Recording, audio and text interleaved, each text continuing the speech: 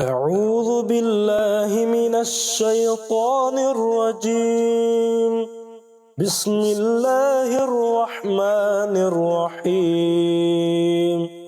وننزل من القرآن ما هو شفاء ورحمة للمؤمنين ولا يزيد الظالمين إلا خسارا۔ بسم اللہ الرحمن الرحیم۔ السلام علیکم ورحمۃ اللہ وبرکاتہ۔ محترم سامعین گرامی قدر، آپ پیر ابو نعمان رضوی سیفی یوٹیوب چینل دیکھ رہے ہیں۔ آج شفائی تسبیح، ایک ایسا مجرب عمل جو بیماریوں کے خلاف ڈھال بن جاتا ہے، ایسا مضبوط عمل جو بیماریوں کے خلاف ڈھال بن جاتا ہے، وہ آپ کی خدمت میں پیش کرنے جا رہے ہیں۔ امید ہے انشاءاللہ تعالی آپ اس سے بھرپور فیض و برکات حاصل کریں گے اور اس پر عمل کر کے آپ خود بھی اپنی بیماریوں سے راہ شفا اختیار کریں گے اور دوسرے لوگوں کے لیے بھی آپ بھلائی کا باعث بنیں گے۔ اگر ابھی تک آپ نے ہمارے چینل کو سبسکرائب نہیں کیا تو آپ اسے چینل کو سبسکرائب فرما لیں اور ساتھ لگے بیل آئیکن کے بٹن کو پریس کر لیں تاکہ ہماری ہر آنے والی نئی ویڈیو آپ تک بآسانی پہنچتی رہے۔ آئیے محترم ناظرین گرامی قدر، یہ بھی بتا دیں آپ کو کہ اگر آپ پہلے سے سبسکرائبر ہیں تو اس چینل کو آپ زیادہ سے زیادہ دوسرے لوگوں تک پہنچائیں، اس کی ویڈیوز کو فارورڈ کریں، اپنے فیس بک آئی ڈیز پر لگائیں، اپنے واٹس ایپ گروپوں میں ڈالیں تاکہ آپ کو دوسروں کا بھلا کرنے کا موقع مل سکے اور لوگ اس اہم پیغام سے واقف ہو سکیں اور اسے فیوز و برکات سمیٹ سکیں۔ آئیے ناظرین گرامی، ہم ویڈیو کی جانب چلتے ہیں۔ آج کی ویڈیو جو ہے، آج کا جو بیان ہے، آج کا جو موضوع ہے وہ ہے شفائیہ تسبیح۔ شفائیہ تسبیح یعنی کہ شفائیں دینے والی تسبیح، ایسا مجرب عمل جو بیماریوں کے خلاف ڈھال بن جاتا ہے۔ ناظرین گرامی، بیماروں کی تیمارداری کرنا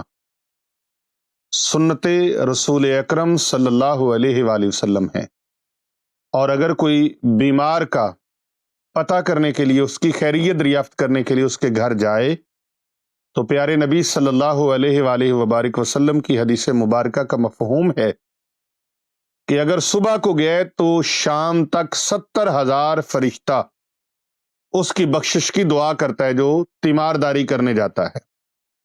اور اگر کوئی کسی بیمار کا پتہ کرنے کے لیے، اس کی خیریت دریافت کرنے کے لیے شام کو گیا ہے تو ساری رات 70,000 اللہ تعالیٰ کے معصوم فرشتے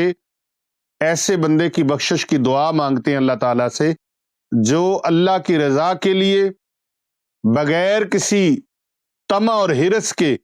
وہ بیمار کا پتہ کرنے کے لیے گیا ہے، اس کی تیمارداری کرنے کے لیے گیا ہے، اور اس کے پاس اگر چلا گیا تو بیٹھ کے دعا مانگے، لا باس طہور انشاءاللہ، یہ بیماری کوئی بڑی بیماری نہیں، اللہ جلدی آپ کو شفائیں عطا فرما دیں گے، تو یقین جانیے کہ اس بیمار کی بیماری جلد سے جلد دور ہو جاتی ہے۔ ناظرین، ہمارے جو سماج کے اندر اس وقت معاملات چل رہے ہیں، کبھی وقت ہوتا تھا کوئی بیمار ہو جاتا تو دوسرے کا پتہ کرنے کے لیے، خیریت دریافت کرنے کے لیے جاتے تھے، اور اس کے لیے کوئی فروٹ لے کے جانا، پھل لے کے جانا، کوئی نقدی کی صورت میں اس کی خدمت کر کے آنا۔ حالانکہ مرنے کے بعد آپ نے دیکھا بہت سارے لوگ جنازے کو کندھا دے رہے ہوتے ہیں اور باری نہیں آ رہی ہوتی۔ ہم کہا کرتے ہیں کہ زندگی میں کندھا دے دو، نہ کسی کو سہارا دے دو، مرنے کے بعد جنازے کو کندھے دیتے ہو، زندگی میں اس کی زندگی میں اس کو کندھا دو، اس کو سہارا دو، اس کی خدمت کرو تاکہ وہ بیچارہ اپنی زندگی میں پرسکون طریقے کے ساتھ اللہ تعالیٰ کی اس نعمت سے لطف اندوز ہو سکے۔ تو ناظرین، ایک زمانہ تھا جب لوگ بیماروں کے لیے خصوصی طور پہ جاتے تھے اور ایک دوسرے کی خیریت دریافت کرتے تھے، دکھ بانٹا کرتے تھے، مریض کی صحت کے لیے دعا کیا کرتے تھے۔ اگرچہ اب بھی ایسے لوگ اللہ کے بندے ہیں جو دین کے ساتھ جڑے ہوئے ہیں، اللہ والوں کی صحبت میں رہتے ہیں، اہل علم کی مجالس میں بیٹھتے ہیں، ان کی محافل میں بیٹھتے ہیں، ان کی صحبتیں لیتے ہیں، ایسے لوگ آج بھی موجود ہیں، لیکن ایسے لوگوں کی تعداد بہت تھوڑی ہو گئی ہے۔ آج جو لوگ ایسے ہیں اللہ کے بندے، ان کے پاس کئی لوگ دعائیں لینے جاتے ہیں، کئی لوگ دعائیں کروانے جاتے ہیں، کئی لوگوں کے پاس وہ خود دعائیں دینے کے لیے چلے جاتے ہیں۔ ادھر وہ دستے دعا بلند کرتے ہیں اللہ کے دربار میں اور ساتھ مزاج پرسی کرتے ہیں، ادھر خالصتاً اللہ کی مخلوق کی بھلائی کے لیے دستے دعا بلند کرتے ہیں تو اللہ تبارک و تعالی ان کو شفائیں عطا فرما دیتے ہیں۔ اور یاد رکھنا، صحت یابی کی دعا کرنا بھی بہت بڑا ثواب کا کام ہے۔ آج ہم جس دعا کے بارے میں آپ کو بتانے لگے ہیں،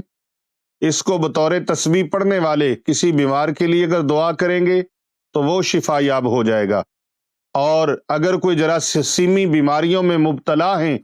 تو وہ لوگ اگر دعا کریں گے، اس دعا کو پڑھیں گے، اللہ کے آگے دعا مانگیں گے، روزانہ ایک تسبیح پانی کے اوپر پڑھ کر پھونک مار لیا کریں، اللہ کے حکم سے،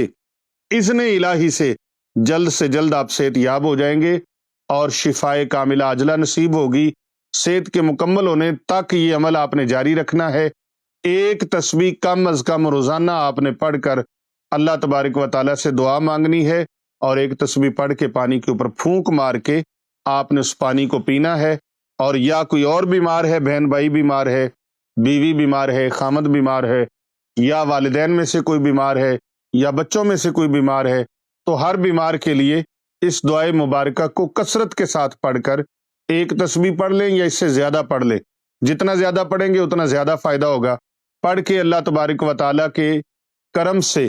بیمار کے اوپر پھونک دیں، اور ساتھ پانی کے اوپر پھونک مار کے وہ پانی مریض کو پلائیں۔ انشاءاللہ تعالیٰ ہر طرح کے امراض سے اس کو شفا حاصل ہوگی۔ اور جو لوگ دوسرے شہروں کا سفر کرتے ہیں اور دیار غیر میں جاتے ہیں، خاص طور پہ اوورسیز پاکستانی،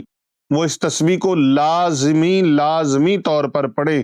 لازمی طور پر ورد زبان کریں۔ انشاءاللہ متعدی امراض سے وہ نجات پائیں گے، کیونکہ اس وقت کورونا کی وبا جو ہے وہ مختلف ملکوں کے اندر ابھی بھی موجود ہے، اور اس حوالے سے بہت سارے ان کے جو ہیں وہ اقدامات کیے جا رہے ہیں، لیکن وہ اقدامات ہونے کے ساتھ ساتھ آپ نے خود بھی ان متعدی بیماریوں سے، جراثیموں سے بچنے کے لیے یہ انتظام کرنا ہے۔ اور یہ انتظام کیا ہے؟ یہ دعائے مبارکہ جو میں آپ کو سنانے لگا ہوں اور بتانے لگا ہوں، اسے آپ سکرین پر بھی ملاحظہ فرما سکتے ہیں۔ لا الہ الا اللہ سبحان الحی الذی لا یموت، لا الہ الا اللہ سبحان الحی الذی لا یموت، لا الہ الا اللہ سبحان الحی الذی لا یموت۔ اس دعائے مبارکہ کو اپنے کثرت کے ساتھ پڑھ کے مریض کے اوپر بھی دم کریں، اپنے اوپر بھی دم کریں، اور پانی کے اوپر پھونک مار کر وہ پانی روزانہ مریض کو پلائیں، روزانہ دم کریں، روزانہ پلائیں، انشاءاللہ شفائے کاملہ عاجلہ نصیب ہو جائے گی۔